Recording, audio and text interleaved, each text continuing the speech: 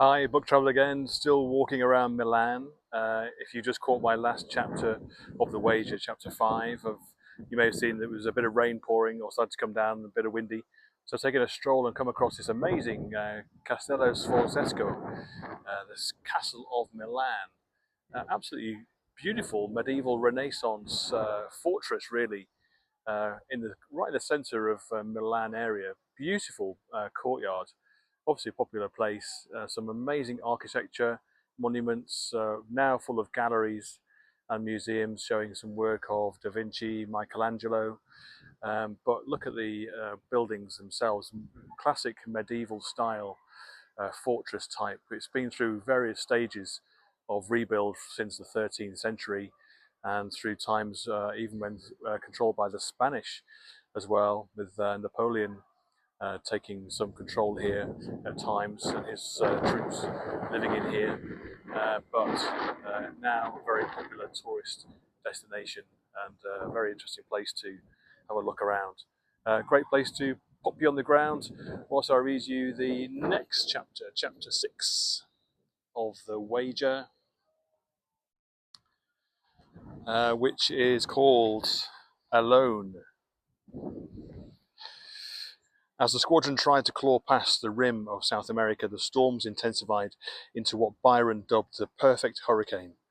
Through there were really many tempests, each succeeding the other, with an escalating force that seemed destined to destroy the entire expedition once and for all. Because of the depletion of men, the Wager's gunner, John Bulkeley, was now regularly in charge of 2 consecutive watches. 8 straight hours of being hammered by the winds and waves. Sounding like the neophyte Byron, he wrote in his journal, "We had the largest swell I ever saw." The Severn's veteran captain similarly observed in a report to the Admiralty that it was a greater sea than I ever saw before, virtually the exact phrase used before the Pearl's commander, George Murray. Suddenly these men of the sea lacked not only the power to manage it, but even to describe it. Each time the Wager went over a wave, Bulkeley felt the ship hurtling on an avalanche of water, cascading into a chasm devoid of light. All he could discern behind him was a looming mountain of water, in front of him nothing but another terrifying mountain. The hull rocked from gunwale to gunwale, tipping so far over that the yards sometimes dipped under water as the topmen aloft clung spider-like to the web of ropes. One night at 11 p.m., a wave overwhelmed the squadron. A raging sea took us on the starboard bow and broke in clear fore and aft. The Centurion schoolmaster Thomas wrote in his journal, adding that the wave struck with such violence that the ship lay completely on her side before slowing writing. It threw down and half drowned all the people on the deck. If Bulkeley didn't keep himself fastened at all times, he would be catapulted through the air. One seaman, thrown into the hold, snapped his femur. A boatswain's mate was upended and shattered his collarbone, then shattered it again during a subsequent fall. Another seaman broke his neck. When Thomas was on the Centurion's quarterdeck trying to observe the dim stars in order to fix their position, a wave knocked him off his feet. Down I came on my head and right shoulder with such violence as quite stunned me, he wrote.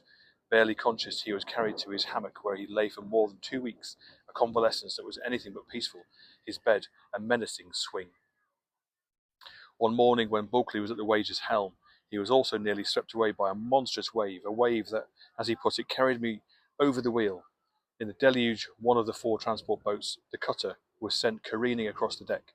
The boatswain, John King, wanted to heave it overboard, but Bulkeley ordered him, "Do nothing with her," not until he consulted Captain Cheap.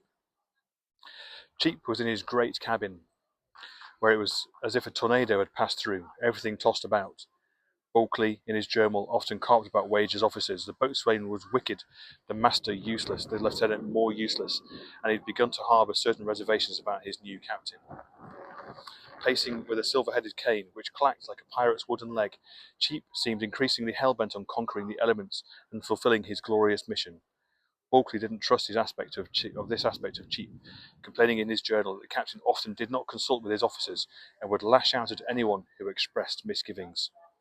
After Bulkeley apprised him of the situation with the cutter, Cheap ordered him to try to salvage it and to lower the boom for the jib, which was swinging dangerously.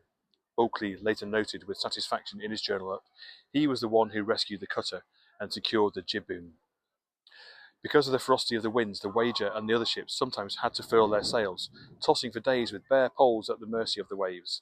The vessels were uncontrollable, in such a state that at one point Commodore Anson, in order to turn the Centurion, was forced to send several top men to stand on the yards, hold on to the ropes, and use their bodies to catch the wind. The gale blew against their faces and chests and arms and legs, each a threadbare sail. With extraordinary daring, the men resisted the wind with their frosted, concave bodies long enough to allow Anson to manoeuvre the ship, but one topman lost his grip and was cast into the churning ocean. It was impossible to come about in time to rescue him, and the men watched as he stroked after them, trying frantically to catch up, waging a heroic, solitary war against the waves until he receded in the distance. Though they knew he was still out there, swimming after them, he might continue sensible for a considerable time longer of the horror attending his irretrievable situation, Reverend Walter noted. The celebrated 18th century poet William Cowper later read Walter's account and penned The Castaway, in which he imagined the seaman's fate. It goes, washed belong from on board, of friends, of hope, of all bereft, his floating home for ever left. His comrades who before had heard his voice in every blast could catch the sound no more. For then, by toil subdued, he drank the stifling wave, and then besank. No poet wept him, but the page of narrative sincere that tells his name, his worth, his age, is wet with Anson's tear. Bulkeley and the other survivors sailed on. Not only were they suffering from scurvy, they were now running low on fresh supplies. Each biscuit had become so much worm-eaten. Thomas wrote that it was scarce anything but dust, and a little blow would reduce it to that immediately. No livestock remained, and the salted beef and pork was likewise very rusty and rotten, and the surgeon endeavoured to hinder us from eating any of it, alleging it was though a slow yet a sure poison. Some of the ships had only a few remaining casks of drinking water, and Captain Murray confessed that if it had not pleased God to take so many of his people from disease, they would all be dead from thirst. One sailor of the Centurion became so demented that he had to be chained in irons, and the men's ships, their last protection against the forces of nature, began to break apart. On the Centurion, it was the topsail that split first, blowing almost to pieces. Then several of the shrouds, the thick vertical rope supporting the masts, snapped, and soon after the heads, the box-like toilets on the deck, were destroyed by waves, forcing the men to relieve themselves in buckets, or by leaning dangerously over the railing. Then a bolt of lightning hit the ship.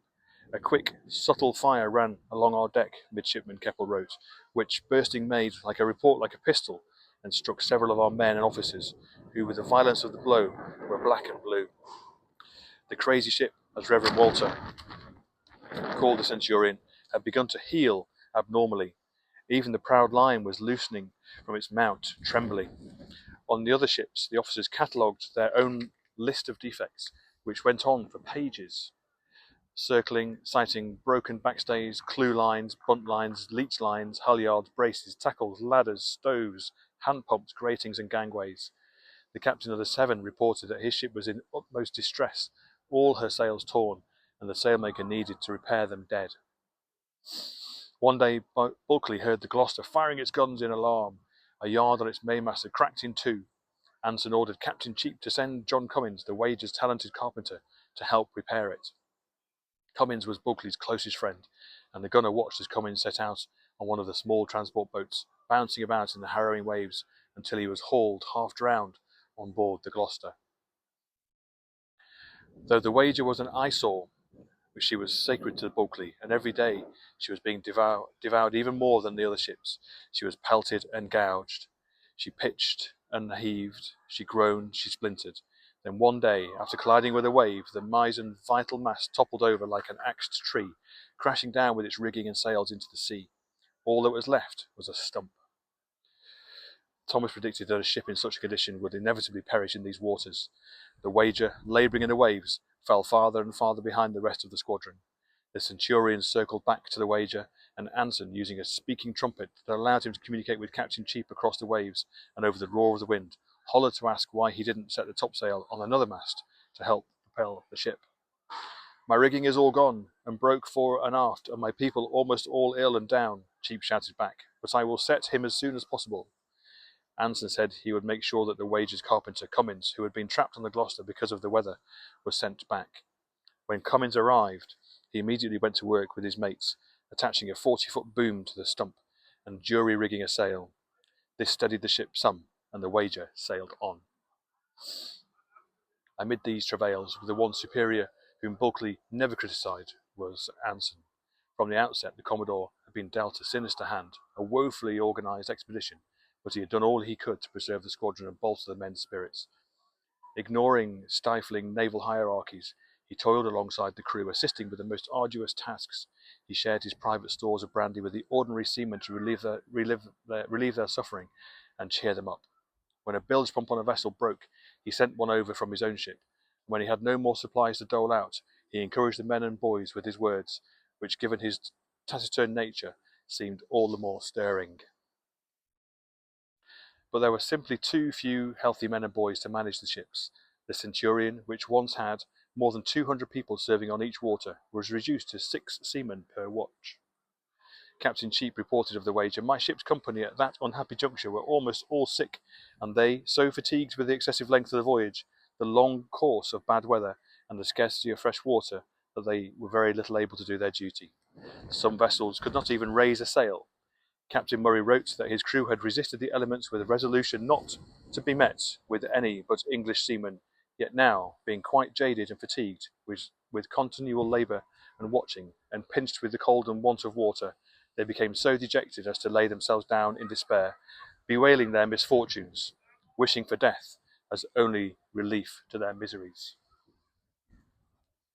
On April 10th, 1741, 7 months after the squadron had departed England, and more than 4 weeks since it had entered the Drake Passage, the Severn and the Pearl began to trail behind the other ships. Then they disappeared. "Lost sight of the Severn and Pearl," Bulkeley wrote in his journal. Some suspected that these ships' officers had given up and turned back around Cape Horn, retreating to safety. Thomas claimed they seemed to lag designedly. The squadron, down to 5 ships, of which only 3 were men of war, strove to stay together. To signal their location, they hung lantern lights and fired their guns nearly every half hour. Bulkeley knew that if the Wager became separated from the fleet, not to mention Commodore Anson, there would be nobody to rescue them from sinking or from shipwreck. They might be forced to spend their days, as Reverend Walter put it, on some desolate coast, without any reasonable hope of ever getting off again. The Centurion was the first to disappear in the murk.